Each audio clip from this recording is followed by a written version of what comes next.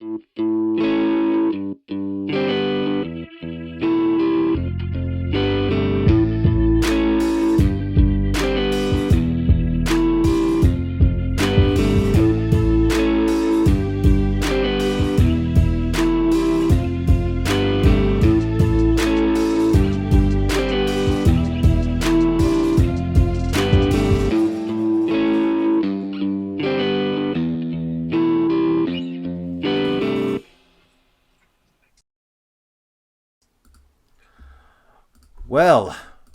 Rammer Jammer, the cage door will be slammered.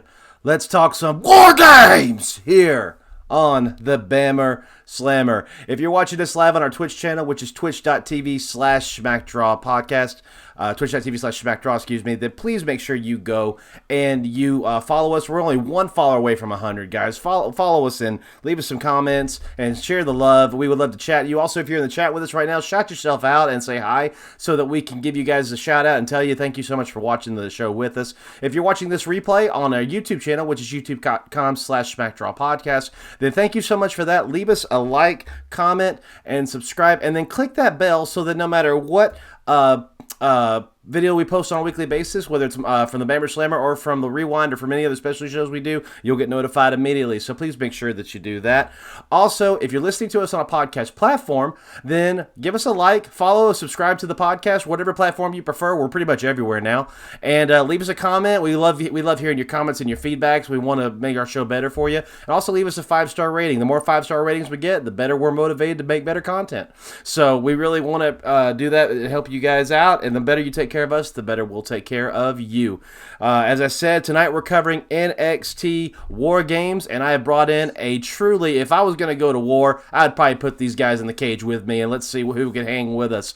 First over here to my right, he is one of the co-hosts here on the Smack Raw brand. You can hear him and Kyle recap the week of wrestling, but mainly now they're doing highlights and fun talking points on the Rewind show, which airs every single weekend. He's the Dog Kennel Master, the man of 1,000 rants with his Mute RN channel videos. Make sure you check those out on our YouTube channel. And he's the Triple H to my HBK. It's time to play the RN game. RN, how are you this evening, sir? Oh, the most professional wrestling podcaster. That fucking promo shit is fire, boy. You can record that for me so I can start playing every time I walk in the room. I appreciate it, man. I really, really do. What you been up to lately? Nothing. Football's finally over, so I finally got some time to just like literally do nothing.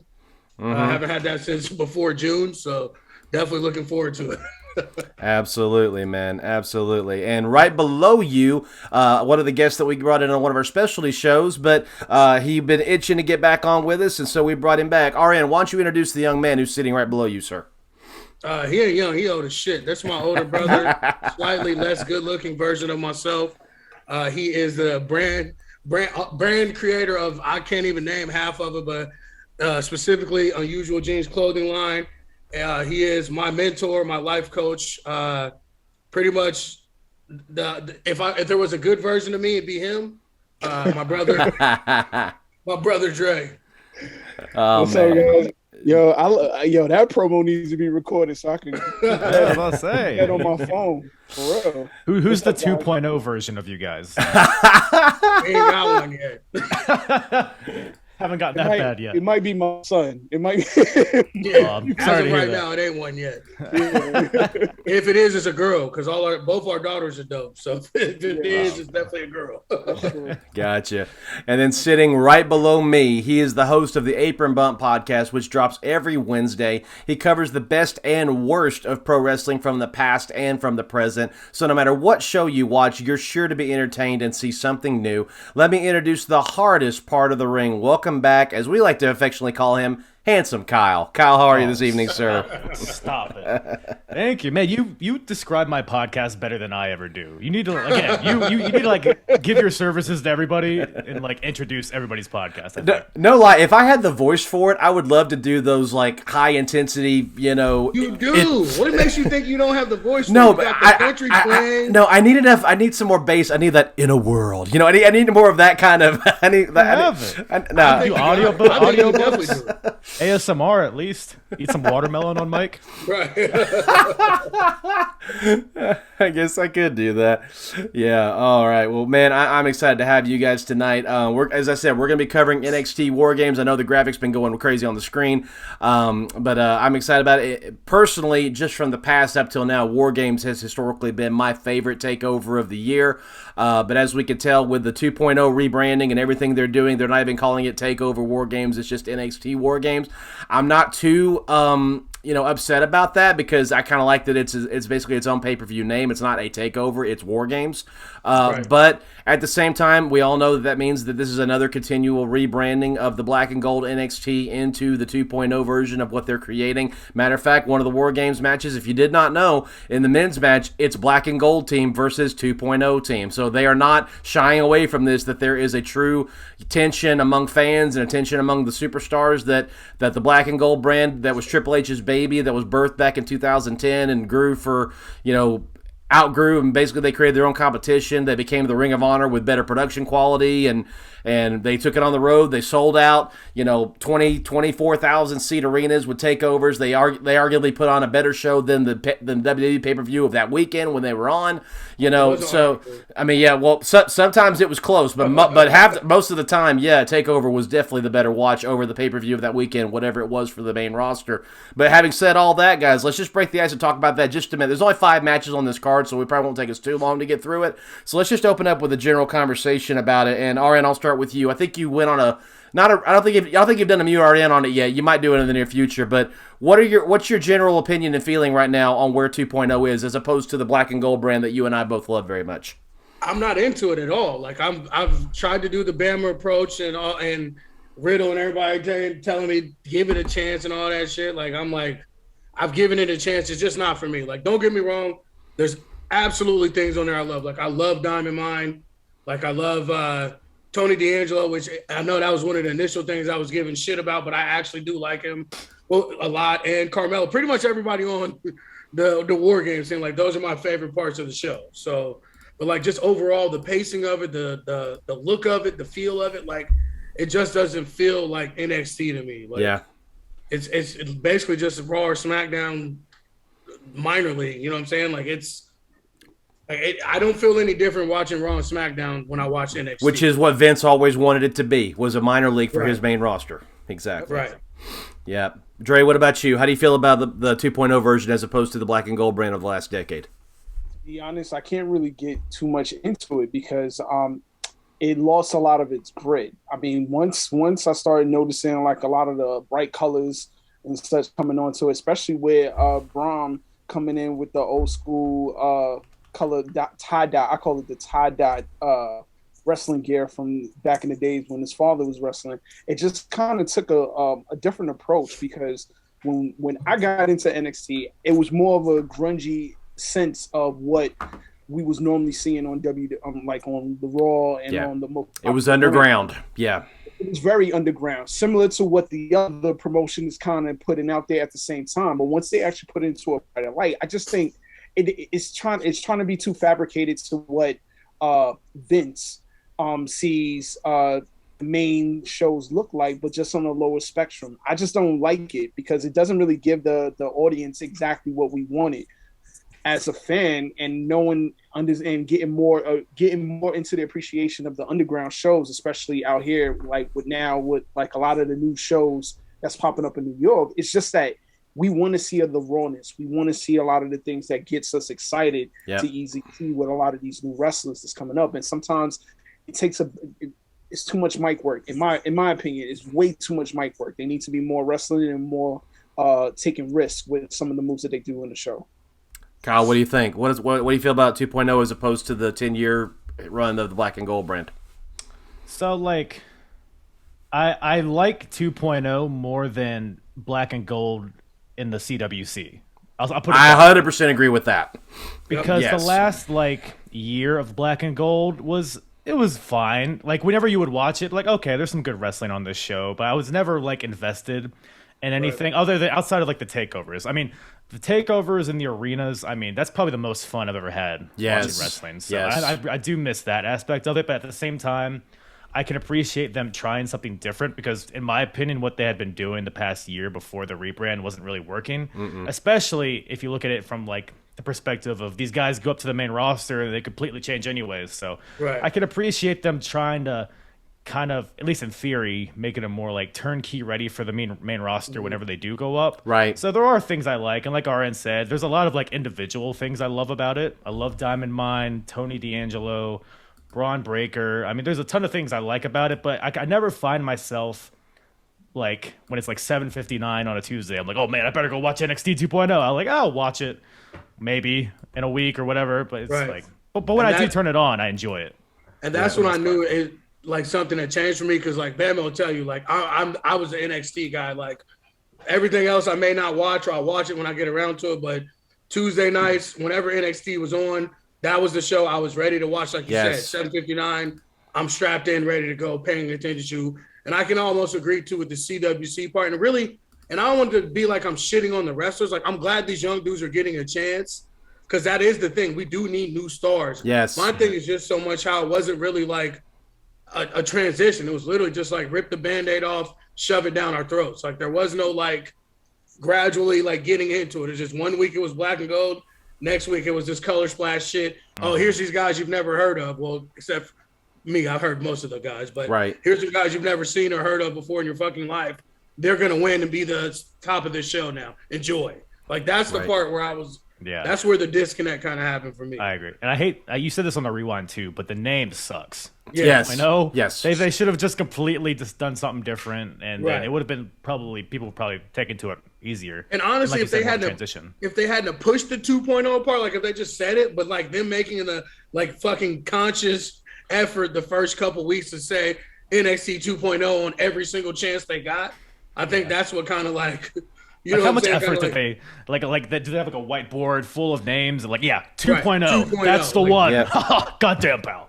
It's like they just throw darts at certain names on the board or something like that to see which dart landed on the best name and such. Like, oh yeah, 2.0, that's it. No, to me, and I'll get my take on it now. And I'm actually wearing my color tie-dye shirt that my kids made for me because I thought it'd be appropriate to wear it for a 2.0 pay-per-view preview. 2.0 is by design. That is Vince McMahon saying, I'm taking what my son-in-law did and I'm doing it better. Right. And that as much as we, hate this, Vince always I'm going to give full credit to Busted Open. They opened my eyes to this. I even called in and said, why did they feel like they had to do this in the first place? Why didn't they just do this in the very beginning? When they wanted to brand the black and gold into the show that would get people ready for the main roster, why did they turn it into a Ring of Honor with production? Why did they go after the indie wrestlers? Why did they go after the tryouts and get the Gabe Stevensons and get the athletes like Bianca Belair? Why did they keep going after? Why did they get Kevin Steen? Why did they go after Sami Zayn? Why did they go after Adam Cole? Why did they go after indie stars if they don't want that style of wrestling? And Bully Ray hit the nail on the head when he told back to me. He said, because as long as it's working, Vince can take credit for it and said, ha, it's working. It's my idea. The moment it got beat by the up-and-coming AEW, change it. Change it. Went downhill. That's when it got. That's what. And unfortunately, we had this rant when we talked about the rise and fall of NXT a few months ago. Is the problem with this is that, okay, you got beat on a Wednesday in the ratings. You're in the CWC. What is AEW doing? They're putting fans in the building. You're not. And then not only are they putting fans in the building, they're changing camera angles. You're not. Not only putting fans in the building and doing camera angles, the fans in the building don't have to wear masks. They're just spreading them out. You're not. Everything they did that made them grow and get more steam, you did the exact opposite, and then you complained you got beat. So everything about it just infuriated me, and we all know this is not on Hunter, this is not on Sean, this is not on Road Dogg, this is not on anybody in the bag. It's definitely not on the superstars that were busting their tails and still arguably giving us some of the best. If those matches had been in front of 15,000 people, we would probably be calling them some of the matches of the decade. But because they weren't, we don't give them the same intensity and attention that we would have. I mean, I'll flat out say right now, my favorite War Games match to this day is the one in front of no fans last year with Undisputed Era versus Pat McAfee's team. That's still my favorite War Games because I was so emotionally invested in that match, and I knew the writing was on the wall. This is the last time these four guys are going to be in the War Games together. I knew it. So I had to go in with that feeling. So all that to say this, the only way I can tolerate this is to literally choose to watch 2.0 as a completely new show. That's the only way I can do it. If any part of me says that's Johnny Gargano, Johnny Takeover, 2 out of 3 falls with Adam Cole, the feud he had with Tommaso Ciampa, if I start thinking about that, I get taken back out and I remember how bad this sucks. I can't do that. I can't do that. The nail in the coffin for me was when Adam Cole didn't come back. I knew, because first of all, he carried a whole fucking weekend of Survivor Series for all 3 brands. Yep. He put on a banger with Daniel Bryan. He had that awesome interaction with Roman Reigns. He showed you what he could do for you if you gave him some time and if you actually put something into him. He could carry all 3 brands. Hey, man. He could have been Keith Lee's manager. That would have been cool. Right. That's what I'm saying. That's when I saw that shit came out. I'm like, he gave up. And literally the thing about Adam Cole is it has been his dream his entire life, and he's made no bones about it. To main event WrestleMania. Yes. And to be the champion at WrestleMania. And he still can someday. He turned down a bag also, which is a ridiculous amount of money that they offered him, and the opportunity to ever get that, because that lets me know he knew he would never have that opportunity to live out his dream. So why even fucking bother? He's gonna have That's when I knew it was. He's gonna have to do what AJ Styles did, which is go out and become bigger than the company, and then they'll have to have it. That's the only way he's gonna do. He's 40. Come back when he's Damn it, you can't see that your shirt's tie-dye because for some reason it looks like it's a Bama shirt. It's fucking wrong. I was about to say that shirt is fucking fire, bro. How'd you do that shirt? Yeah, it's bleeding through a little bit. No, completely 100% agree. And let me and I'll credit Kyle's boyfriend, Kenny, for your thoughts on this. He said that if the COVID era had not happened, the push NXT was getting from Survivor Series, the Royal Rumble, Charlotte Flair going down to NXT with her feud with Rhea Ripley, if the COVID era had not happened, Rhea's going over in that match. She is. Right. She's going over in that match in front of the Tampa Bay Stadium. She's going over on the biggest stage of all over Charlotte Flair holding the NXT Championship. But because the COVID era happened, they wanted to get ratings, so they put the belt on Charlotte, hoping that the main roster fans would come down and watch. So let me throw this out there. And Kyle, I will start with you this time. We'll go in reverse order. If COVID had not happened, and these crazy handcuffs and situations had not fallen on the black and gold brand, it really felt like we want this brand to be equal to Raw and SmackDown. We want them to be in Survivor Series every year. We want them to be 5 or 6 of them are in the Royal Rumble every year. Maybe one of them wins the Royal Rumble, and maybe one of them says, screw the Universal Championship, screw the WWE Championship. I want the NXT title shot. I'm coming after that guy after winning the Royal Rumble. That could have eventually happened, but because COVID hit, and it did all this, and it put a blanket comparison versus AEW, if it had not happened, would the story be different, or is 2.0 inevitable, and it was going to happen anyway? I think it's inevitable because ultimately, the way NXT was going, they had a lot of steam. Yeah, they won Survivor Series, but they were still just building to be it's almost like they were taking themselves too seriously in a way. They're becoming Ring of Honor with better production, like you said. I still think we are NXT. We are NXT. Yeah. It's how long can you do that? But and I still think, in my opinion, the characters weren't enough to hold the show to make you invested in it enough. So maybe 2.0 would have been more in the future. Maybe, I don't know. But ultimately, like you said it earlier, AEW beating them every single week, I think, was the major nail in the coffin. Mm-hmm. And they didn't have fans either. So right.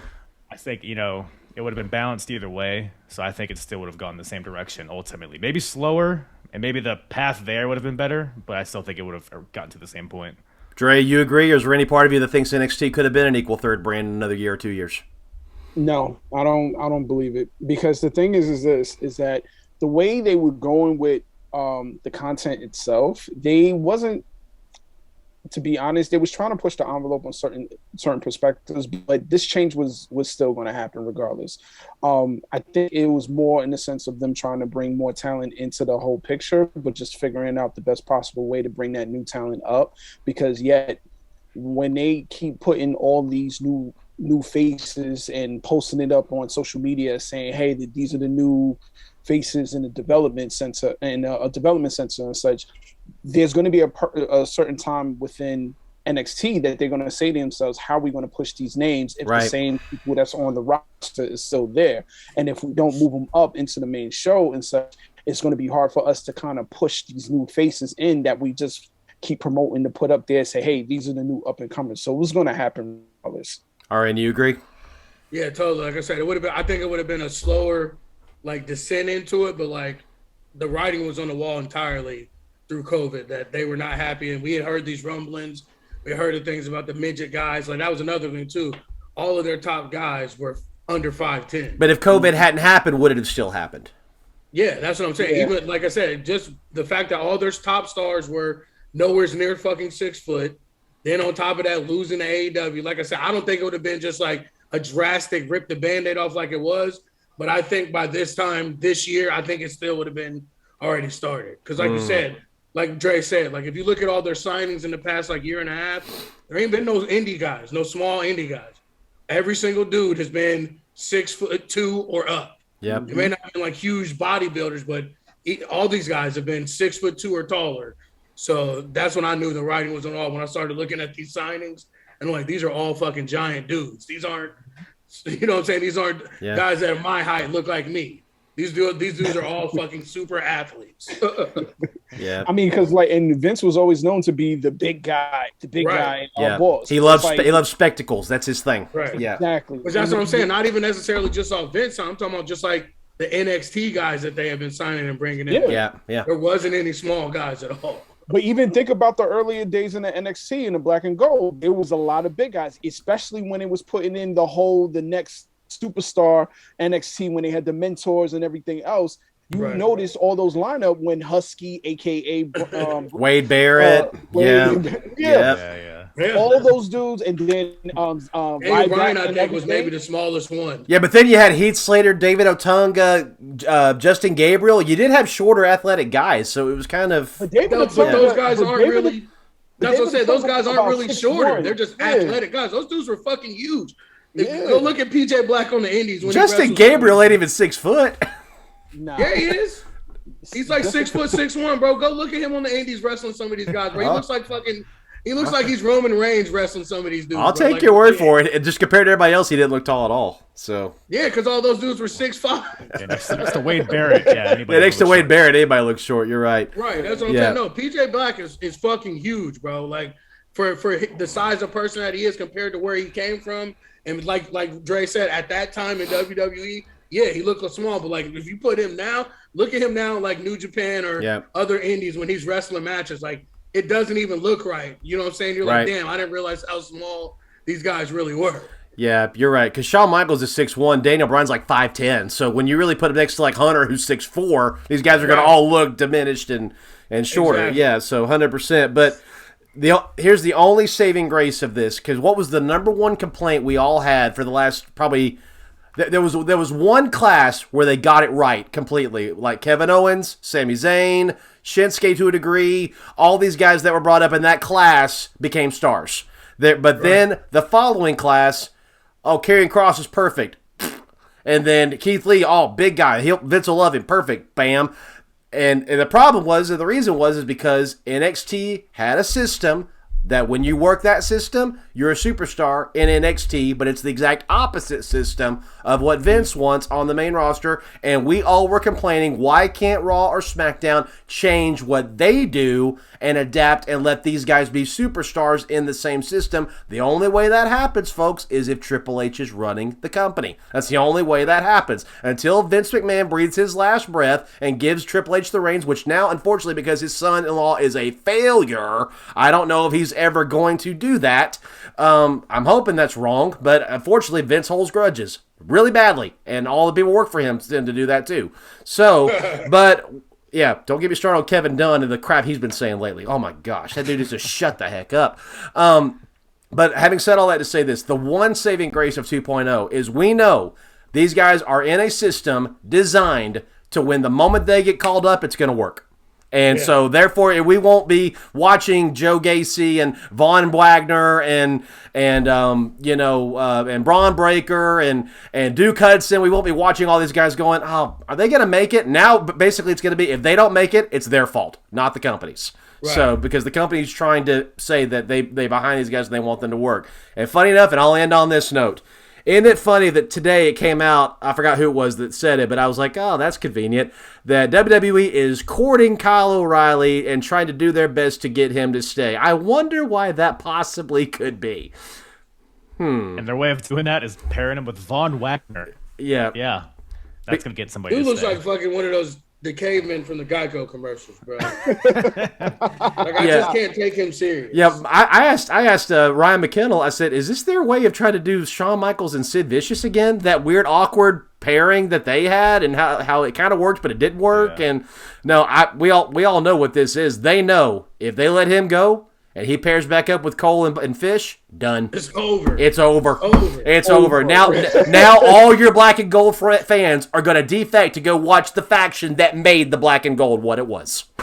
That's what it's going to be. When we get the Undisputed Era versus the Bucks and all them versus the Elite, like it's bro. Money. And you can't tell me, I don't know how much contract he has left, but you can't tell me when Strong's contract is up, he gone. Right. He gone. Actually, no, I think they said he did resign. Oh, he did resign. I think he did. I wonder how That's long. why they gave him the diamond mine. I want to say maybe 2 years, maybe, but he resigned right after his wife got cut. Because he's like, well, shit, my wife's gone. I gotta get that paycheck. Yep. Yep. I mean, that makes sense. I mean, now here's. It also depends. It also depends on what they really like, how far they push with Diamond Mine, because Diamond Mine is making a name for themselves right now. Yeah, they are. But if it comes to the point where Vince feels like they need a slow it down pace and stuff like that, then that's going to change somebody's perspective of like. I don't think they are though. I think the Diamond Mine is literally what Vince wants. He's I do a too. shorter guy that's still NXT, but he's a veteran who can really go. And then you got two young powerhouses, young prospects. Yep. Maybe could be next Brock Lesnar type, honestly, because they got the look and they got the feel. Like I wasn't really feeling them at first, but after they kind of got those jitters out of the way, they're some fucking monsters. Yeah, the Brutus their brothers. ring gear is trash, but once they get their ring gear figured out, yeah, they're the Creed brothers. Oh, the Creed brothers. Yeah, they are. Oh yeah. Yeah, They're that one, the Steiner youngest brothers one, 2.0. he looks just like fucking Brock Lesnar. They remind me of a mixture of the Steiners and Demolition. They have that smash mouth, but they also can suplex you all over the place. They're very impressive. And I unfortunately though, I just feel that they're giving Roddy a courtesy because of everything he has. But to me, Roddy Strong's in the same category as Shelton Benjamin or Dolph Ziggler. He's a good hand. He's always going to put on a good match. He's a good hand. So and there's nothing wrong with that. And there's nothing wrong with that. You're getting a fucking check from that's what's so great. That's what's so great about Diamond Mine, though, is because you have Malcolm Bivens there to talk for him. Yes. Even the brothers seem like to be good talkers, too. And he has Roddy Strong just there to be a badass and do what he does in the ring. So he's positioned perfectly for his skill set. Let's say, yeah. This is what I've been hoping Malcolm Bivens got this chance. I didn't think it'd be Roddy who he'd get the chance with, but I've been screaming his praise like, why is this man not on fucking TV? They threw him with that shitty Indian team with Indus Shear. Indus Shear, yeah. AOP. Oh, and by the way, AOP, and by the way, where the heck is Veer coming from? Because apparently he's walking on foot. I'm waiting on this guy to finally show back. back. Emelina. It's Veer Alina when he shows up. Oh my gosh, yeah. I mean, no, Diamond Mine is they're definitely worth the watch. That woman scares me. Yeah. Oh my gosh. Oh, she'll break me in half. Little Ronda Rousey. Oh, dude. I think that's what Vince wants. I think he wants an in-house Ronda that he can actually do something with. So yeah, I think she might end up being the breakout star of the whole group. She very well could. She very well could. Yeah. Yeah, I'm waiting on them to let them go. Maybe they can always come back to each other. But yeah, when the Creed brothers finally do get a tag team title shot against a babyface tag team, I'm going to be watching that. That's going to be fun. Sure. Absolutely. Awesome discussion, guys. So before we get into the actual card, I want to remind you guys also that if you want to support the show financially, if you enjoy content like this, then you can do two things. Right now, it's going across the bottom of the screen. One thing you can do is support our Patreon, which is patreon.com/SmackDrawPodcast. We have 4 tiers you can be a part of. You can be a part of the Untitled tier. You can be a part of my Bammer Slammer podcast tier for $5 a month. You can be part of the Rewind tier with Kyle and RN for $10 a month. Or if you want to support the whole show and whole brand as a whole, do the Elite tier for $25 a month. Depending on how much you spend per month on the brand, depends on how much we will send to you from shout-out sticker packs, content, T-shirts, behind-the-scenes access where you can maybe come in and be a part of a show we're doing or be a part of a get-together we're doing. So the better you take care of us, the better we take care of you. RN can testify. We don't put any of that stuff in our pockets. All that stuff goes to making the brand successful and helps us pay off the bills to make the show happen. So that's all it's for. And also, if you want to give just a one-time donation, maybe the Patreon's not for you, go to our PayPal, which is paypal.me/SmackDrawPod, not podcast, SmackDrawPod. Type that in, and you can give us a one-time donation there. Again, the better you take care of us, the better we get to take care of you with video content and listening content. And trust me, our show is just as good on the ears as it is on the eyes. And I'm not, and I'm not just saying that. There's times. All right, how many times have I messaged you and said, "Dang, we're fun to listen to." Right. We are. Yeah. I never watch our videos. I only listen to us on Spotify. Like when I'm around the house or like in the shower and shit. Like that's the only way I listen to our show. Yeah. For sure. And that's why we try to surround ourselves with guys that are better than us. And that's why guys like Kyle and Dre are on the show and that's why I keep bringing RN back, because he's better than me. And so, but we want to make sure that we do all the good stuff for you. So, but now, guys, come on, let's jump into it and let's talk about the pay-per-view coming up on Sunday. It is the battle between the teams inside the double-sided steel cages across the two rings. This is an NWA staple that was brought into WCW, and then it was retired when we bought WCW, but then Triple H, being the fan of the old that he is, wanted to bring it back. But War Games, live this Sunday, December the 5th, 8 p.m. Eastern Time, 5 p.m. Pacific Time on the Peacock Network. So go to the Peacock Network and subscribe there if you're not already, and you can watch NXT War Games this Sunday. There is a women's War Games match and a men's War Games match. We're going to save those for the end. Let's talk about the card building up to that first. And the first match we're going to talk about is a match, speaking of the Diamond Mine, we were just talking about it. NXT Cruiserweight Champion Roderick Strong puts his title on the line. Malcolm Bivens is waiving the weight limit to allow over 205-pound Joe Gacy to challenge for the NXT Cruiserweight Championship, and will probably rebrand it the Inclusivity Championship when he's done with it. But now let's start with URN. Are you hot, cold, or warm for this match first? I'm actually kind of hot for this match because I love Joe Gacy too. I've seen him a couple times at Evolve. I think he's got Kevin Owens potential, not just because he looks like him, but literally his mic skills and his. That's not a bad comparison. No, and then honestly too, I wouldn't mind him changing the cruiserweight to an open weight title. Kind of like the X Division type deal. You have enough. You have now, especially with the new initiative, you have such a wide range. Who the fuck is a cruiserweight in there anymore? 205's dead. 205 Live is dead. Four guys, guys that can hold that title. So I wouldn't mind them making it there. So I'm actually kind of hot for this match because, like I said, I love the Diamond Mine. And who's going to win this? I think Roddy's going to win it. So it's going to stay the Cruiserweight Championship. I think so. All right. Dre, what about you? First of all, hot, cold, or warm for it? I'm at warm right now. I got to really see more stuff from Joe. So I'm not really. I'm gonna have to watch this to see if anything's going to impress me with Joe, because again, he's new to me, but I've seen some of his work, but I'm not impressed. So I'm at warm right now, and I think that Roddy's still going to keep the belt anyway. Okay, so you're picking Roddy Strong to win this match. Yep. All right, Kyle, what about you? Hot, cold, or warm? I'm pretty hot for it, just because, like Aaron said, I love both Diamond Mine and Joe Gacy. They're probably two of my favorite parts of NXT 2.0 right now. Plus, the whole weight shaming thing for this is hilarious. Just a great story. It's like a short storyline, but it's funny to me how this match came to be. Right. And the potential if Joe Gacy does win opens up a lot of, like you said, it could be like an open weight title of some sorts. But I got Roddy coming out the winner here. I think he deserves a long reign with this, because I think the Cruiserweight title could be something cool if they wanted it to be, because they do. I mean, you got guys like Ciampa or Gargano could fall into that division if they wanted to have guys, if they wanted to build up credibility of it. But yeah, I got Roddy winning this one. I'm leaning more towards Dre. I'm warm on this one. It's just a sore spot. As RN knows, the only thing that had me glued to NXT for a long time and then got me sunk in more was the UE. And so every time I see Roddy without them, something just feels off to me. But he does have his own brand now, so I'm a big supporter. And, I mean, come on. Name the last time Roddy Strong had a bad match. I'll wait.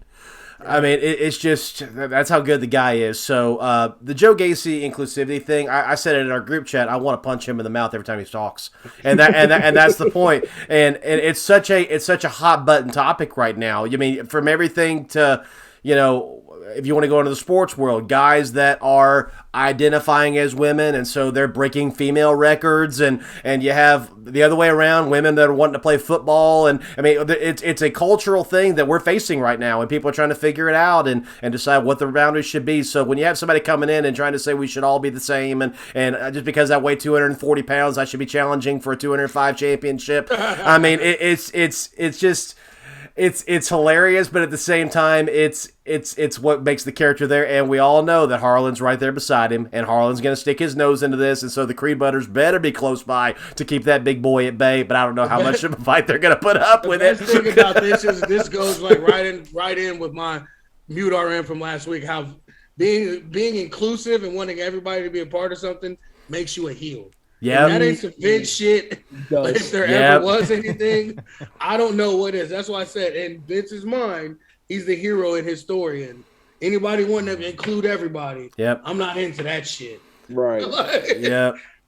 Yeah, so I agree with you guys, though. I think Strong's going to win this, hold on to that championship. I agree with Kyle. I would love it if he broke the record with it. I would love it if he held it for a year and a half, 2 years. And then finally a deserving cruiserweight steps up and beats him. You know, somebody that really matters, you know, that really would make a big deal out of winning. When's the last time the cruiserweight championship in the WWE actually mattered? Not since the mid-2000s, I would say. So, and they were kind of working towards it before COVID when Devlin and them had it and everything. Like it was actually building up steam, and then I agree. Again, COVID kind of threw a monkey wrench and all that shit. But also the cruiserweight was actually a reputable title at a certain point before they start doing this whole 205 live and everything, and then putting it to having their own separate show. Right. It was a title that actually had a good buzz, but then they kind of just put it as like a 24/7 belt at this point now, and they didn't really push it. They didn't push it. But Roddy, you know what? That's a good point. The last time Enzo and Cass did what they did with it, and Drake Maverick was the general manager, that's probably the last time it really mattered. Yeah, I would probably say. Yeah, that was a year and a half, 2 years ago. 205 Live had a really good run there for a few years. They did. Like Cedric was champion. You had Buddy Murphy, Mustafa Ali. Like you would tune into 205 Live, and you'd see at least one match that was like match of the week. 100%. Yeah. But then that was in the early. But it was most likely in the early stages because once they started to kind of fade into what they wanted to push, new agenda, then it kind of just became like a wasteful belt at that time. Yeah, you almost had to treat it, which they did. They almost had to treat it like they did with NXT, where it's over there, it's doing its own thing. If it's successful, great. If it's not, but the moment it became the NXT Cruiserweight Championship, I think that's the downslide of it. I think it should have. I think it should have never been rebranded that. I think that's what did it in. So, but that's just me. Next match. Here we go. Match for the NXT Tag Team Championships. Imperium, who have been holding down the fort for their commander Walter, and while they're trying to wait to get the full strength back, but they're holding down the fort in the tag team division on NXT. And up-and-coming challengers who just won the number one contendership this past Tuesday, Kyle O'Reilly and his big friend Von Wagner going into this match as the challengers. Dre, this time we're going to start with you. Hot, cold, or warm for this match? I could probably say hot because I'm sorry, I like the champions. I'm sorry. I'm loving this whole we better than you. you can't. The mat is sacred. Yeah, like whatever you think about us, we don't care because we don't like you anyway. So I'm with this. So I'm really interested in this, but I also want to see exactly how much Wagner can actually hold his weight, because again, he's still fresh, and then working with Kyle O'Reilly can also give him an advantage to kind of build up his confidence a little bit more. But again, I could tell it's going to be a good match, but I still feel the champions are still going to prevail with the belts. Imperium's going to retain, huh? Yep. Kyle, what about you? Hot, cold, or warm? I mean, I'm pretty cold, I would say. I do like Imperium. I love their presentation since they've become champions. It's way better than their first title run, which most people probably forgot they had another title run before this. But the first time they won the titles, they were pretty much just the number 3 and number 4 guys of Imperium. Like, that was all their character was. But now they've kind of cultivated their own characters, speaking, they're not speaking English around people. Like you said, they think they're better than everybody. They have like the fancy clothes and all that. So I love their presentation, and I love them in the ring. I love 3 out of 4 guys in the ring in this match. Good Kali I could do without, but White yeah. Kali, I call him. But yeah, I mean it'll be a fine match, I'm sure, but I'm not like super stoked for it. But yeah, I have Imperium winning and hopefully continuing their the good run that they're going on right now.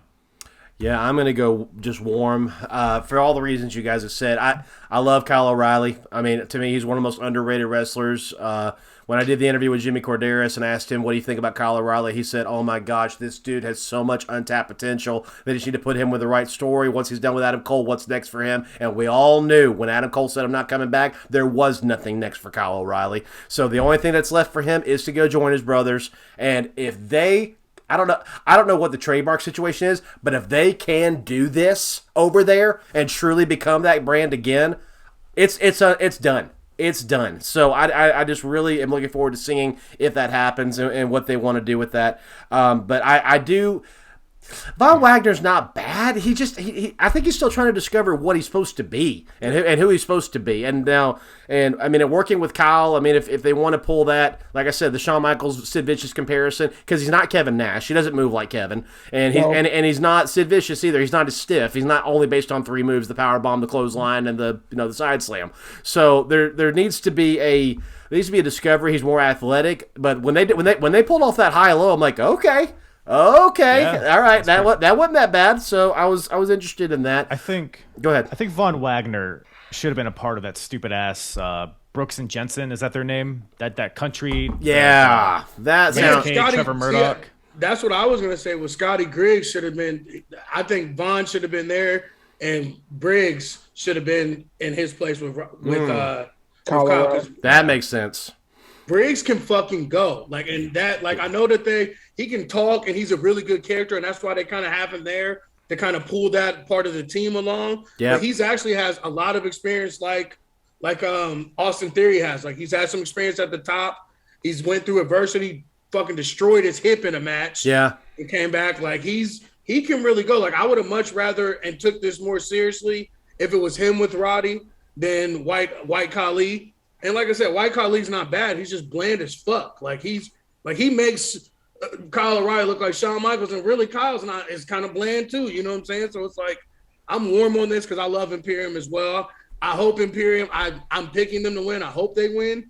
I don't see it happen. I think this is going to be like you said, Bama, kind of like they're reeling Kyle in, giving the tag titles. You know what I'm saying? Keep them at somewhat the top of the mid card. You know what I'm saying? So that's why I think they're going to win. I want Imperium to win, but I think I'm picking Imperium to win, but I think that Kyle and them are going to win because they clearly like White Khali for some reason. Like I'm not exactly sure. Like I said, he's not terrible.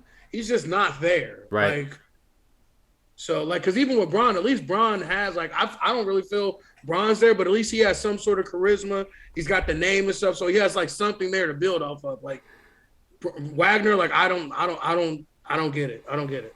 Yeah, my first thought that now that you're talking, if you had an option, I would have brought him in as either LA Knight or Cameron Grimes' $1 million bodyguard. It worked. It worked for IRS. I think it could easily have done that. I mean, I know that was a short stint and it was to solidify Cameron Grimes as a babyface, but for that time period, LA Knight talking, Von Wagner walking behind him as the holder of the belt or something. Yeah, tall white Virgil. Yeah, I think,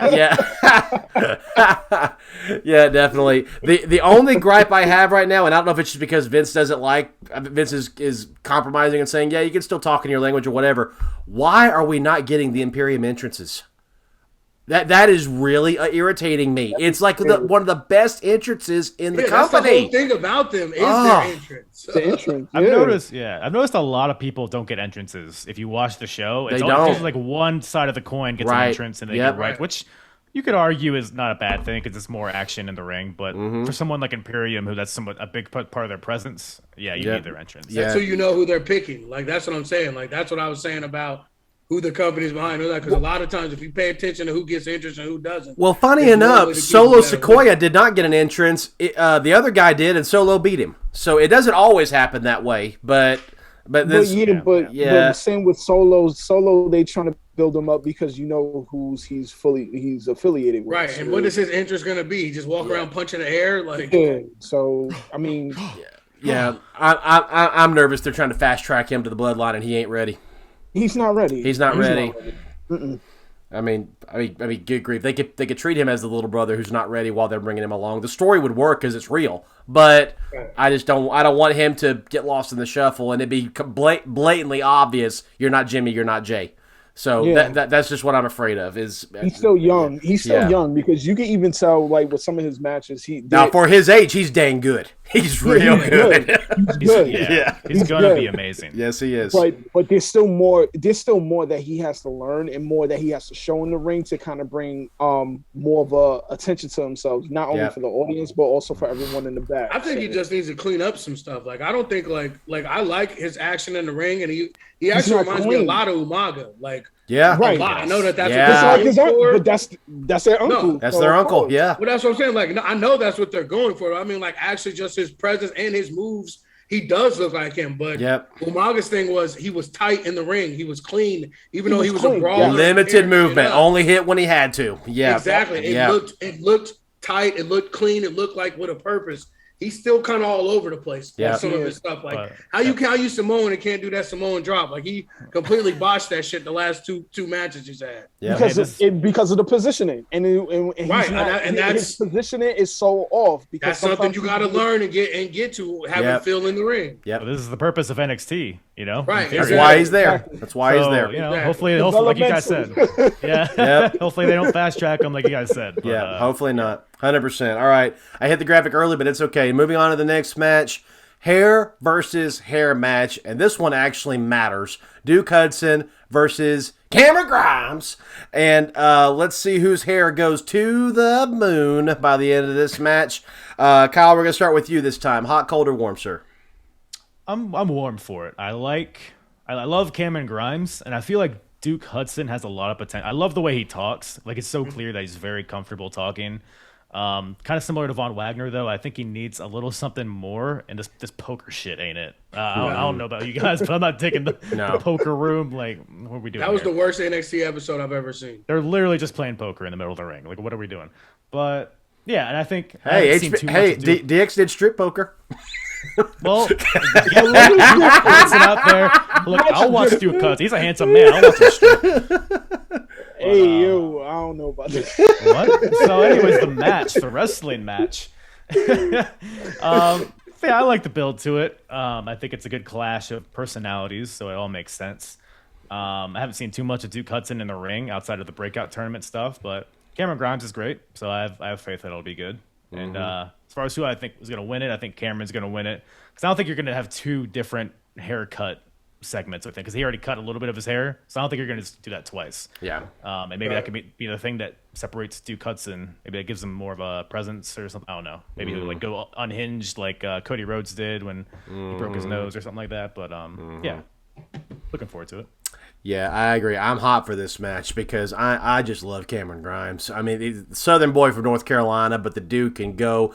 I don't know what he calls it. I don't think he's ever given it a full-on name. Maybe he did on the Indies. But when he hits you in midair and does that flip around, I'm like, how the heck does he do that? It is insane. And then the cave-in, I don't care who you are. That thing hurts. That thing hurts bad. That cave-in is a great move. I love him. Duke Hudson, I want to smack him every single time he opens his mouth, and that just proves it's working. The dude is an arrogant, pompous, self-absorbed brat that thinks the world owes him something, and when he gets got in a poker hand, especially by a numbskull like Cameron Grimes, who plays stupid, well, we all know the guy's brilliant, is just so perfectly done. I agree with Kyle. They cut his hair, they cut his beard a little bit, and then this past week he got humiliated with all the pictures in the ring. That just spells to me they want Cameron to go over and get the redemption here. It just feels logical. Very rarely do they continue to pile on the heat over a long period of time unless they want to do this. NXT is not that long driven right now, so I think he's going to get the win. I think Cameron Grimes is going to get the win here. I don't know if this will end the feud or if this just make him snap and make it go even deeper and more personal. Maybe end up in a cage match or something like that eventually. But I would not. I'll be honest. It wouldn't it wouldn't anger me if these two go for another few months because they can easily get more heat with each other and do that. And I mean, good grief, Cameron Grimes. I hope he becomes one of the pillars of NXT because I'm afraid that on the main roster people aren't going to get him. I think this is his golden era and he needs to stay where he is right now. That's just me. RN, hot, cold, or warm, sir? I'm warm on this. Like you said, it's basically just how much I love Cameron Grimes. I love this too because like on the Indies, he never said a fucking word.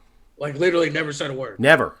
Never. Yeah. So it him getting actual shows personality. And Duke, like same thing like I said with White Khali. Like it's not that he's terrible, it's just we don't know anything about him. Like we haven't seen what he can do. Like that's my thing too with a lot of these matches and everything they got going in these feuds. Like they're so you new. Give us like any squash matches, any like anything like really to build off of to why this should be a thing. Besides they were playing poker and he beat him. Like, and I get it. I mean, it is what it is. It's character building.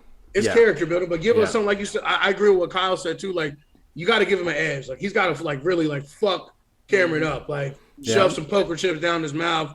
You know what I'm saying? Put him in his mouth and kick him in the face. You know what I'm saying? Because since they can't use thumbtacks, like you got to give him some sort of edge. Because this type of character with a big dude like that, I never got it.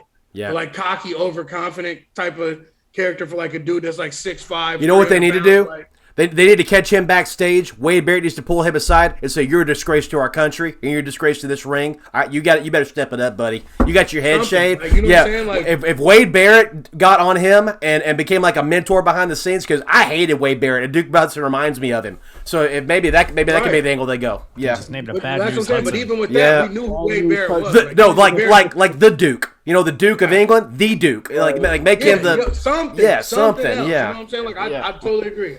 I think Cameron's going to win this for sure. Yeah. Dre, what about you? Hot, cold, or warm? I'm warm. Like everything my brother stated, I totally agree. And like I was saying, it's like he needs more. He needs more something. Time. Something. Something is missing. It's like having a piece of steak and noticing there's no seasoning, there's no salt or pepper onto the steak or anything like that. That's such a good comparison. Yes, it's kind of bland. So it's like it's a good steak. Yeah, the meat's good. The goods are there. The look is there. The goods are there. The bill, it's there. He just needs something. Yeah, it's just he's missing something. So I don't know if I want to really see something build up between him and Cameron Grimes because I just think there's more that he needs to show. He needs to have that little switch turn off and probably go off and do something that's not expected to either Cameron Grimes when he least expected or someone else. Mm-hmm. But again, this is like a starting point. Again, like we've been reiterating, they're trying to bring up these new characters and trying to figure out how they fit onto the roster of NXT and how is that going to help build their character also for the audience. So I'm not too impressed, but yet he needs to step it up. So again, Cameron Grimes I feel Cameron is going to actually come out with the win. And if this whole poker game fiasco can actually add on to more things where the Duke can actually feel like he can make a switch for something and then he can do a little bit of edgier turn, then that could probably add to the mystique and try to probably give him a little bit more of an edge from that point on and probably build something even bigger with Cameron if possible. But I gotta see. Yeah. Before we get to the next thing, just watching social media, did y'all see Mandy Rose and Sonya Deville put their little takes on this thing? No. Yeah, Mandy retweeted and said, "Hair versus hair match, huh?" And then Sonya retweeted with like some devil horns thing. I'm like, that story. And if that stupid intruder hadn't done what he did, y'all remember these two went from a Fire and Desire laughable squashed tag team to the hottest angle in SmackDown. And we were waiting for Mandy to beat the tar out of her and pin her to the floor and cut her hair. And it's when we finally got to see that Mandy could wrestle. Yes. Mandy was more than a pretty face. Yes. On SummerSlam, a one-on-one non-title women's match on SummerSlam. Yes. That's a huge deal. Right. It was very huge. And so I just, when I saw that, it just brought back that bad taste in my mouth of just what COVID took away from us and what the idiots out there that are just need to be put behind bars for the rest of their lives, what they're doing to ruin this. But the kayfabe in me hates that because you two are supposed to still hate each other. Y'all never made up. So, but anyway, yeah, I just kind of they kissed and made up behind the scenes. Y'all, but say everybody out there knows how much I love Liv Morgan. Liv Morgan is pissed at Sonya for not putting her in the Money in the Bank match, and then she has to win her way in and all that. Then the very next week, she's out by the pool lounging, and Sonya's in the chair next to her. I'm like, don't do this crap. Don't do this crap. You're killing it, man. You're killing it. Anyway. Oh, man. All right. Anyway, next match. Here we go. Speaking of the women's War Games match, let's get into this. So on the babyface side, we have former NXT Women's Champions Io Shirai and Raquel Gonzalez, former longest reigning Women's Champion of the modern era, UK Women's Champion Kaylee Ray, and up and coming, I want to say almost probably this new generation's AJ Lee, Cora Jade. And then over on the heel side, we have all three members of Toxic Attraction, which are Mandy Rose, JC Jane, and Gigi Dolan, and HB Kai, as I love to call her, but Dakota Kai, with her kind of an unhinged version of herself after she's returned and made everybody's life a living hell. I'm going to start this one, and yeah, holy crap, I'm white hot for this match. This is going to be... It's going to be a knockdown, drag-out fight. I wasn't a fan of the beginning of NXT on Tuesday where they walk up, just mouth off, and then decide they're going to go at it. That's not what girls do. If girls don't like each other, the moment they see each other, they just run into each other. They're not going to face off and then say 1, 2, 3, let's go. They're not going to do that. This ain't West Side Story. That's not what happens. So but anyway, as far as in-ring workers, we know the younger ones have some work to do. I trust HB Kai. I trust Mandy Rose. I trust Io Shirai. I trust Kaylee Ray 100%. And I trust Raquel Gonzalez. So they're going to be the glue in this match, and they're going to make sure that everything gets held down. I'm just praying because I know the history of Io Shirai, and I know what they want to do for the young spots, because y'all remember the Triple Threat Women's Tag Team match that we just saw, and how a lot of those spots were done prematurely, and those girls were not ready to do a ton of those things. I'm just hoping they don't turn this into a spot fest. Put some psychology on this. Really sell these moves. Let us believe that you're hurting. Let us believe we want to get behind you. Kaylee Ray is the wild card. We don't know what she's going to do, because is she a babyface? Heck no, she's not a babyface. No. So we don't really know what she's going to do or how this is going to work, and she won the advantage for her team. Fun fact going forward, for all of you that are watching or don't know this, the team that wins the advantage never wins this match. No. So it's very interesting to see if either of these matches will be the first time in NXT's history that happens. But I'm picking the heels to win this because of that. I think Kaylee Ray's going to do something. Maybe she made a deal with Mandy Rose that if you help me win this match, I'll give you the next title shot, something like that. I don't know. But I just have a feeling that Toxic Attraction and Dakota Kai are going to find a way to win this match. That's just my gut feeling. RN, hot, cold, or warm? Blazing fucking hot, because first of all, I mean, I was kind of warm on it till Kaylee Ray. Like, I love her. She's probably my favorite women's wrestler now, because Toni Storm has only been on TV once in the last 6 months. So Kaylee Ray is literally like you said, she's a fucking wild card in this, and she may be the best wrestler in the promotion now that she's there. She's so good. Honest. She's so good. So, I also think the same thing because of that. Once I seen them win, I'm like, she's definitely gonna pull something off, because the heels should win. And like you said before, with the girls being young, but they're really not. I mean, they're young, but they actually do have some sort of experience. I don't think no one really has experience in those ladder matches besides Io and a couple of the ladies that have been a little bit more experienced on the roster. So, they'll definitely get some spots off, and those girls are fucking nuts. The girls, Toxic Attraction girls, so they'll get some shit off. But I definitely think the heels are going to win, too, and I think it's going to be because of Kaylee. Oh, I know they're going to do it. I just want it to make sense. That's all. Right. Yeah. Well, that's what I'm saying. It's not so much – that match was unfair. That was a bunch of unexperienced girls. Yeah. Unexperienced women doing a bunch of shit in an unexperienced way. So it's a little bit different, because half these women in this match have been in War Games before. So I think the psychology will be there for sure. Right. Yeah, we said this on the trivia show, but Dakota Kai and Io Shirai have been in every single War Games match. That's what I'm saying. Yeah. So, now, granted, Dakota didn't go into it. She just beat Tegan up in the cage, but she's been in the two since then. Dre, hot, cold, or warm, sir? I'm lava. I'm bubbling right now, because of one woman that's in this match, and it's the champion. So I've been the. You got a thing for Mandy Rose, huh? I've always had a thing for Mandy Rose. I don't care. I don't care what anybody say.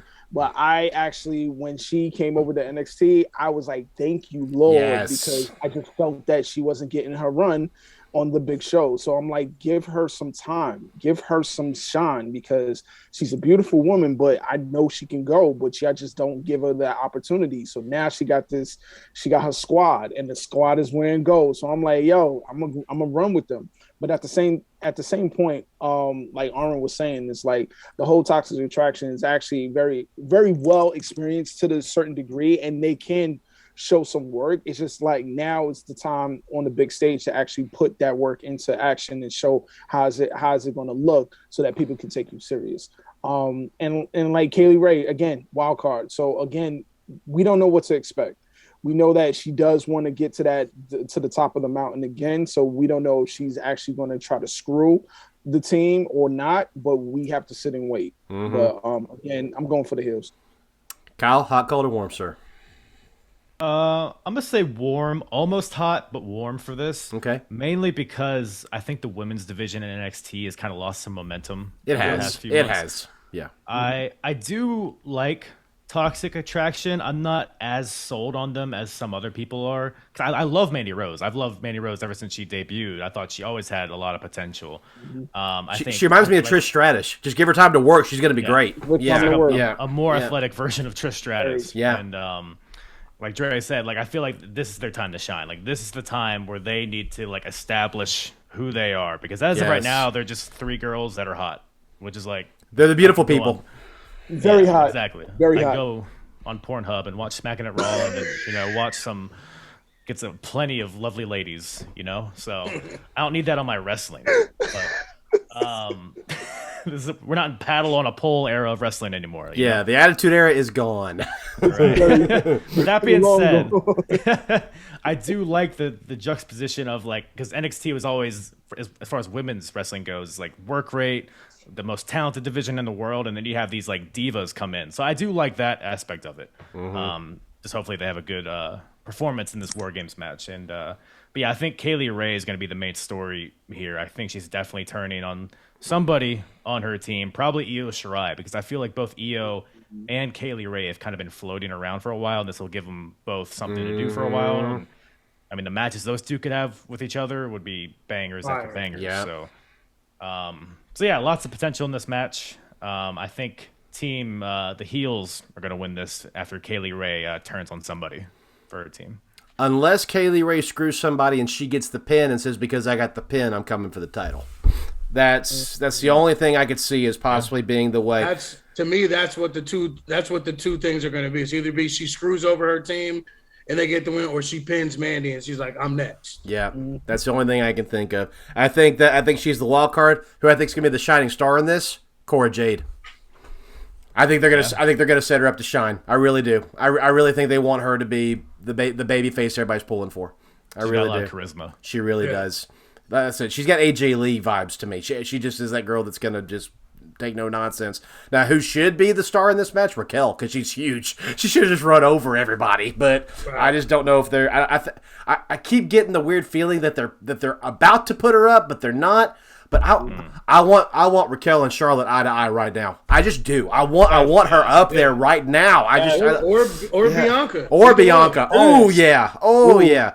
Okay. You want a women's tag team that'll be fierce? Put the best friends back together, Rhea Ripley and Raquel. I'll pull for that tag team right now. Yes, please. Those two, the Twin Towers of the women's division. That's going to be the female. That's going to be the female Brothers of Destruction. Exactly. Yeah, it'd be like what they tried to do with Nia Jax and Tamina. It's like what WWE thought that was, but in reality, yeah, they were trying to be the faces of fear, but no, that's not. That's totally different. I mean, I feel like they're finally saying, Rhea's been punished enough that it's time to get behind her again. But we'll see. I love Raquel, but to me, she sticks out now. We need to get her up. We just need to get her up. I feel she's main roster bound. I think the Rumble is time. I think the Rumble's time. Sure. Yeah, hopefully we can get her up. All right, and the main event of the evening, and I really believe this will be the closing match. NXT 2.0 versus the NXT Black and Gold. On the 2.0 team, you have Braun Breaker, North American Champion Carmelo Hayes. You have Grayson Waller, and you have Tony D'Angelo. And you have on NXT Black and Gold the veterans, which are Johnny Takeover, Johnny Wrestling, Johnny Gargano. You have the NXT champion, Tommaso Ciampa, the Blackheart. You have the Bruiserweight, the pound for pound, one of the best wrestlers on the planet right now, Pete Dunne. And you have L.A. Knight coming in on that side of the match. We got the veterans versus the rookies. We have the legends versus the up-and-comers. I'm going to start this one red freaking hot for this match. This one's the coin flip for me. This is the hardest one for me to pick, because do they want the legends to have a send-off, or do they want to officially say we're here and we're taking over? That's the story. Is this giving the legends one more shine in the sun before the rookies finally overtake them, or is this saying we're putting our flag here, get the heck out of our way, this is our company now? So it's going to be interesting to see what they do with this. As much as I love the Team Black and Gold, LA Knight's the wild card in this one, because he's not a babyface, and Pete Dunne's not a babyface either. So can these four guys coexist? The other four have something to unite around, which is we're the new kids taking on the old guys. So can the Team Black and Gold coexist? I don't know. But this is going to be interesting. I do think that in the end, like I said, the team that has the advantage never wins. Braun Breaker won the advantage on Tuesday night for his team. I hope I'm wrong about this, but I think this is going to be the first time in NXT history the team with the advantage wins the match. I really hope I'm wrong, but I think Team 2.0 is going to win this match. I think some way, somehow, there's going to be discrepancies between the legends. I think maybe there may be some unfinished tension between Gargano and Ciampa. Too much water under the bridge. We cannot fight together anymore. I think there might be a moment DIY reunites. Maybe they're the first two to go into the match. Maybe they'll give us a little bit of tag team action there. Maybe just to remind us how good DIY was. But can Pete Dunne coexist with these guys? I don't think so. Can LA Knight coexist with these guys? I don't think so. There's just so many unanswered things, which is beautiful about it, which is why I'm hot for it, because we truly don't know what's going to happen. But at the end of the day, I have a feeling that Vince is really trying to make 2.0 the future, and so I think he wants his 2.0 stars to go over on the old legends, and I just feel like that's what's going to happen. RN, hot, cold, or warm? Fucking blazing. Same everything you said, and to me, like, this because they didn't give Braun Breaker the title at Halloween Havoc, I think this is the stamp where 2.0 puts it down and like, this is it. We're done with this shit. This is who we are moving forward. And I love everybody on the 2.0 team. I'm not as high on Breaker as everyone else is. Like the screaming and shit after every move, like that's WCW power plant shit to me. Like I don't like that wasn't stuff I liked. Like even with the Steiners, they didn't do it like he does. Like no. He literally does after everything. Like it's not. He's not my cup of tea. Like I said, and on the mic, he is fucking hot garbage. Like, I don't understand like why people think he's ready to go. He's not great. Other than that, he ain't great, Kyle. He's not terrible, but he ain't great. Stop getting that Steiner booty juice in your face, bro. Like, chill. He's not as good as everybody's saying. I was waiting for it. I was waiting for it. I don't even want to know what I don't want to know what booty juice is. What the heck is booty juice? I don't even want to know what that is. That big bad booty daddy, he's spreading them cheeks clapping everywhere, bro. My brother knew exactly what I was talking about. Big bad booty, bad booty daddy. You know, get pumped up, man. Relax. No, and like I said, just that alone, like this is when they wiped them out. Like this is going to be probably. Whatever a clean sweep could be in War Games, I think that's what's going to happen. And I think it will be because of infighting and shit, and that's kind of how you keep the old guys together, too, afterwards. But I think that they're going to fuck – and Carmelo Hayes is if he was 6'1" or 6'2", he'd be – I'd say he'd be the future of this fucking company. He's like his size, I think, is the only thing that's – let's say, what is he, 5'10", 5'11"? If like that. Yeah. 5'10", if that. Yeah. All right. Dre, what about you? Hot, cold, or warm? I'm flamethrower. I'm flamethrower because it's like it's so you don't know what to expect. Like it's so many stories so many storylines that could come out of just this one match. Is Vince running this show because it's good? That's what's weird. but it's not only that, but it's like what's to come after it. Yeah. Like depending on the results, All about the follow up. It's all about the follow up. So because like Ciampa is the champion, but everybody around him wants to have that belt. So again, there's some animosity within Black and Gold. So you don't know what to expect. And plus with Pete Dunne is like such of a black heart, like a cold-hearted assassin. He'd be more than willing to shoot somebody's Achilles right from under them to make them crippled to the certain point where they don't get the advantage. So the thing is, he doesn't care about anybody but himself. That's one. Number two, when it comes to 2.0, you have all these young bucks. They all trying to find a way to make them stand out bigger than everyone else. You have Braun, you have Mello, you have everybody there because they feel like they're the shot, they're the big shot and such. So again, there could be feuds in between them as well because again, you don't know how Braun is looking at things because Braun probably wants the championship to get this rematch and such, but I don't know. Maybe Mello and Braun could also have a feud in a certain way that could also cause into something else. No one knows because everybody has their own agenda and everybody feels that they're the alpha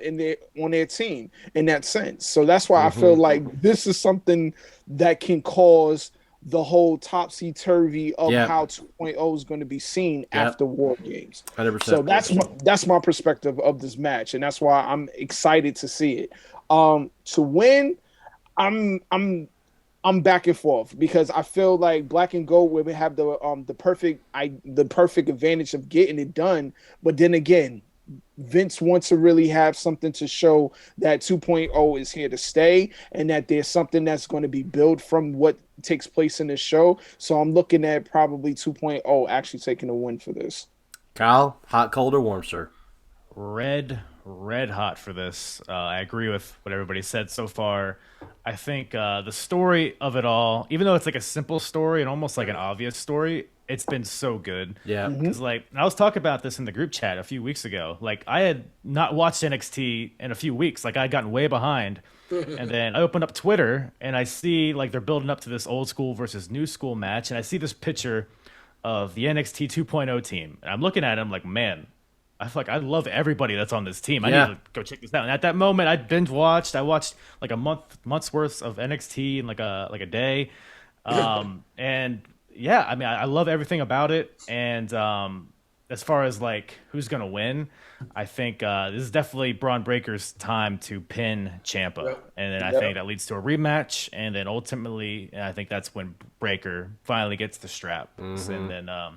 Like you guys said, like the stakes of this match are real because whoever wins this, that dictates the future of the brand. And I think they want to drive this 2.0 thing home. You have them win this main event match, and I think that's the only option for them. And like you're looking at that team, even Grayson Waller. When I first saw Grayson Waller, I was like, "Who is this guy? Get him off my TV!" But then they turned him heel, and it's like, "Oh, there it is. There's the guy. Yep."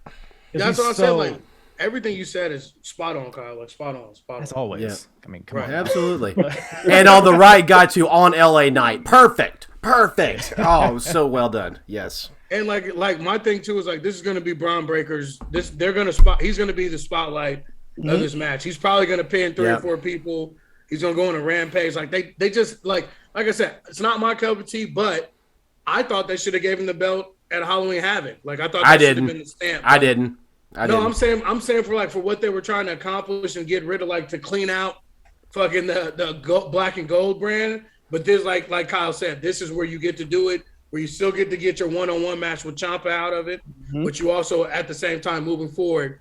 This is 2.0. These are the players. Get used to it. This is the way for them to start to end off the current year and go into the new year with a different attitude. Yeah. So again. Because most likely with the next pay-per-view, I guarantee, and you can quote me on this, I guarantee they're gonna find a way to put that belt onto him. Yep. Some way or form. Either they're gonna do it on a show or they're gonna do it on a pay-per-view. It's gonna happen. Yeah. Because Vince always gets his way, as we notice. Yeah, they didn't put it on at Halloween Havoc because the black and gold fans like me would have outraged at that. They wanted to keep it on him for a little bit longer to keep us watching, so that when they finally do, we've grown to love Braun Breaker a little bit more, and we're more okay to see it happen. Here's my question to you guys about this match: who do you send in first from either team? You send in Braun from 2.0, and then you send in. I think you send in Pete Dunne. I think You send in Braun, so then that way you get Braun. I like Carmelo and Pete Dunne because that's the Carmelo Pete Dunne feud is the feud I want after this for that North American Championship. That's I agree too, but I'm saying Braun because of what you're trying to set Braun up to be, and the best way to do that is for him to start number one. It's like in the Rumble, you put your guy number one at the Rumble and see him go through the fucking trials and tribulations before he wins. I think Braun. I don't know. I think I'd put Braun at cleanup. So when there's three guys in there, he comes in there and just goes through all three. Bam, bam, bam, bam, bam, bam, bam. I think that's the obvious. I think that's the obvious. That would be the obvious. Yeah, because he's not going to do that with a Pete Dunne starting off or at a later point. But at least also get the attention of the audience. So you want to get the attention of the audience to see if he can hold his weight with a Pete Dunne. Then that could also kind of put him in a certain limelight. I see the side of that. Yeah. He can hold his weight because if he could do that with Pete Dunne, then people will say, okay, let's take him a little serious now because he can definitely hold the weight with someone like Pete Dunne because Pete Dunne is no slouch. He will hurt you and he will find every little detail to try to hurt you, no matter if it's to break your finger, to break your toe, or even twist your earlobe or something like that. But if Braun could actually hold his weight with a Pete Dunne, people will start to see a little bit different. To see Braun in a different light. And probably that's why I chose that. Where I came from. Whereas, like you said, like Kyle said, like it has to be Braun. Like he has to fucking have a Superman fucking experience. And what you said too, Bam, was kind of true. Like him coming in third or fourth and coming in just wrecking everybody. But I feel like that's too fucking obvious, and that's what they always do with the powerful baby face. But if you give him somebody like Pete Dunne working on his leg or something throughout the whole fucking match, and him trying to persevere through it. And then he just goes fucking berserk, takes off those straps, and just starts fucking suplexing everybody and gets the pin over Ciampa. Like, that right there is star making. And that way, like Dre says, it gives you something to think, all right, maybe we can take this dude a little bit more serious. It shows adversity. So, of course, if the baby face can show adversity from going through the trials and tribulation and all the pain and stuff. But they have the advantage. He's going to have a 2-on-1 help soon. So... That's why you let Pete Dunne take his leg or something. He's that's dragging true. Around the whole time. Yep, that's true. Trust me, I've been thinking about this. Kyle, what do you think? What would you do? I'm still leaning on Carmelo because he seems like a guy, like the endurance guy of the team. It does seem obvious you have Braun come in last, but it's obvious for a reason. I feel like that's what they're going to end up doing. But at the same time, like I see the merit of throwing Braun out there first, giving him the most time in there, maybe bust him open in the early and have him bleed the whole match over his tie-dye. Oh, I hope they let him bleed. They never let him bleed. I hope they do. I hope he bleeds all over the place. Yep. And if they do put Carmelo out there, they might put Johnny Takeover in there first. Yeah. Carmelo's my MVP of all of this. Like when it's all said and done, he's going to be the guy. I think he's going to be the new Adam Cole. I mean, he showed it versus Adam Cole. Yeah, he does have that in him for sure. Guys, last question on this. Oh, well, you know what? Real quick, for the women, who goes in first? Shit. Probably Dakota Kai for her team. I think so too. Yeah, I'd say Dakota probably too. Maybe just Kaylee Ray just to continue from their match. Maybe last week. Maybe. I'm thinking it's going to be the Jade girl for the baby faces. Could be. Feed the rookie in first. Yeah, because like you said, I mean, going along with what you said too, kind of building her up. Yep. I think it's going to be her, and then probably I'd say probably Dakota too. Dakota. Yeah. Although Io might go, she's got the most experience, so she might go in first. But yeah, that's a good point. Last question. Johnny Takeover signed a 1-week extension to get through the end of this match. Is this the final time we'll see Johnny Gargano in NXT? Yep. I think we get one more Gargano Ciampa match for the title, and then that'll be his last match. You think they're going to close that chapter finally, and then he's done? Yep. That's what I think. It won't be on like a takeover, I don't think. I think it'll just do it on like an NXT, but I think that's what's going to happen. So it'll probably be a main event on the NXT 2.0. Yeah. That's what I see happening. Dre, what do you think? Uh, I have to agree with Kyle. I think it's one more match. Because it will put a sour taste in my mouth if you're gonna end War Games with just seeing Joey wrestle his last match in the War Games. You mean Johnny? Johnny, I'm sorry, Johnny Gargano. I just feel that you need to have him go out on a bang, and the people want to see him and Ciampa go at it again at least one more time to kind of bury the hatchet in a sense. I don't know, but I doubt that's probably going to happen. So they might just end it with Sunday. RN, what do you think? Is there any hope that Ciampa and Gargano finish this one more time? I mean, in the perfect world, yes, that's what we all would want to happen. But I mean, look what they've done to everyone else. It's no type of send off, no type of like thank you for being who you were to this company. It's just over. So like I just don't see it happening. And his wife's pregnant, man. No, it's brand new baby, right?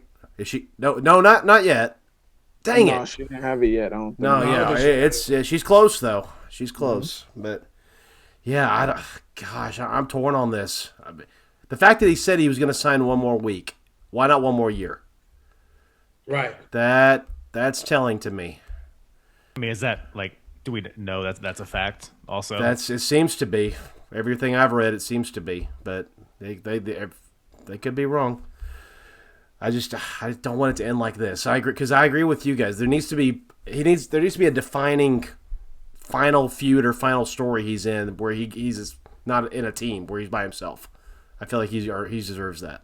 But right. Gosh, if this is the last time we see Johnny take over in NXT, then what the heck is going to happen to him? Because Ring of Honor's dead. They can say they're on hiatus all they want. They're not going to come back the way they were. No. They're not. Until Triple H leaves and starts his own company and creates the third option C. Right. Which might not be a bad idea, but that's when he'll just take over ROH. He'll never. Imagine that. He'll never do that to his family. Yeah. He'll never do that. Boy can dream though. I know they can. Now Sean, he don't care. He's over there in the UK, just living his best life. Yeah, Sean's living it up. He's like, I'm in the UK. Nobody knows I'm here. That whole roster's like, man, I hope Vince doesn't remember that we exist. Oh my gosh, yeah. They put some bangers on over there too, for real. All the time. It's probably the best show going right now. No question. Yeah, wrestling wise, like just.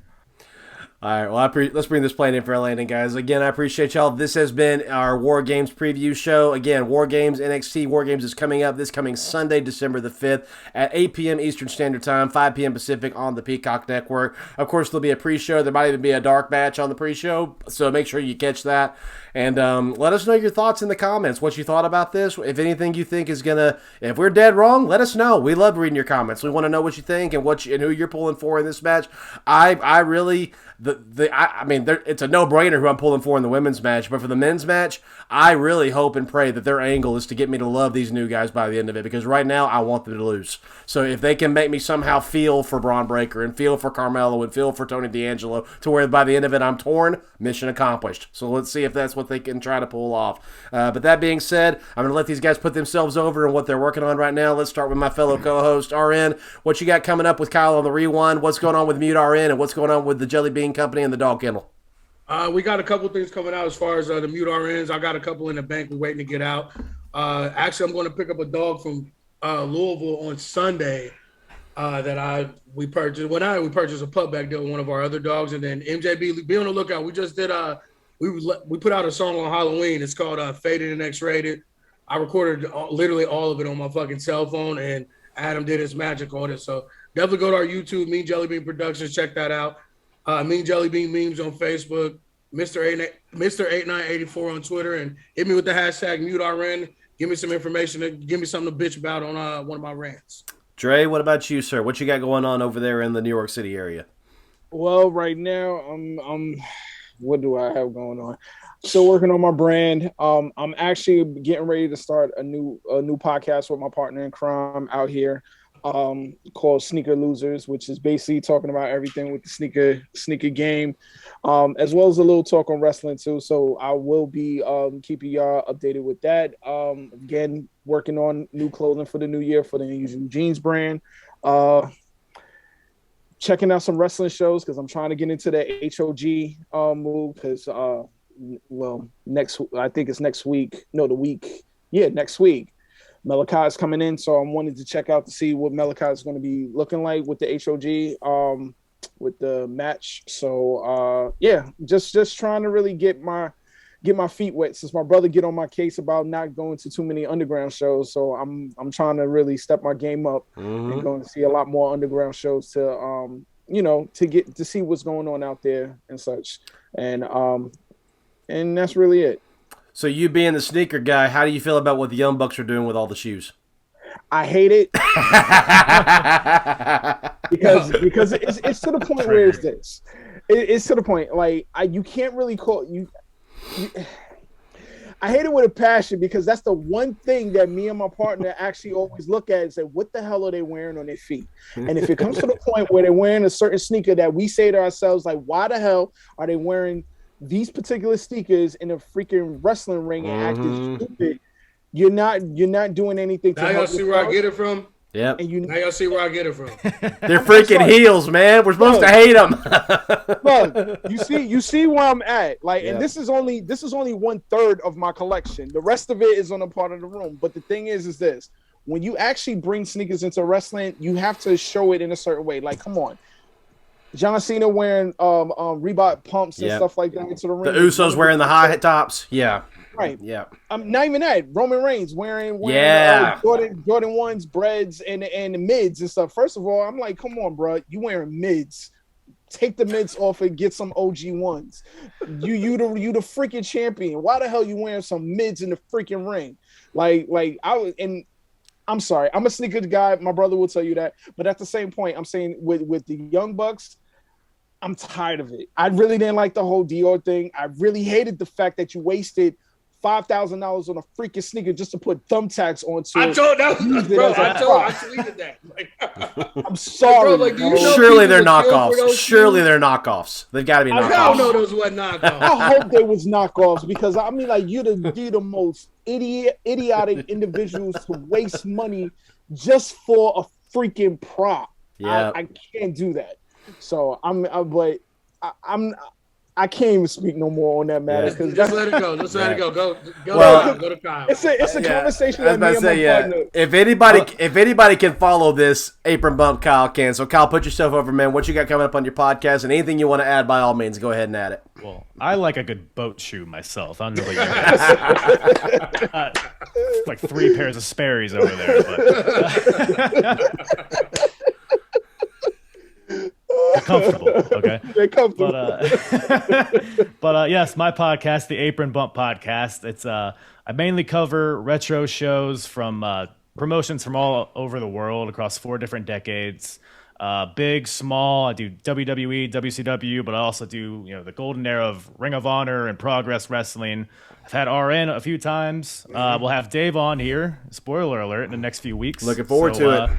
Yeah, and I even have White Kyle on. I think it was like the week after, week before. So it's a Smacked Raw bonanza over there. So if you like this show, you'll like my show. So yeah, apronbump.com for all my social media and all my episodes. But yeah, available wherever you listen or watch or whatever, however you listen to podcasts. All right. Awesome. And you can follow me at BamaDave24. You can follow the Bammer Slammer Wrestling Podcast at Bammer Slammer. Follow the Smacked Raw brand at Smacked Raw Podcast. Again, follow us on our Twitch channel, twitch.tv/Smacked Raw. Our YouTube channel, which is youtube.com/Smacked Raw Podcast. Make sure you like and subscribe and then click that bell so no matter what time we put a video out, you'll get notified immediately. You can go and watch it and listen to us on whatever podcast platform you prefer. Leave us a like, give us a comment, leave us a 5-star rating. We greatly appreciate it. Support us through our PayPal or through our Patreon. All the help you give us was appreciated. And until the next time we drop the hammer, we hope you enjoy War Games this Sunday. This has been the Bammer Slammer. Have a good night, everybody.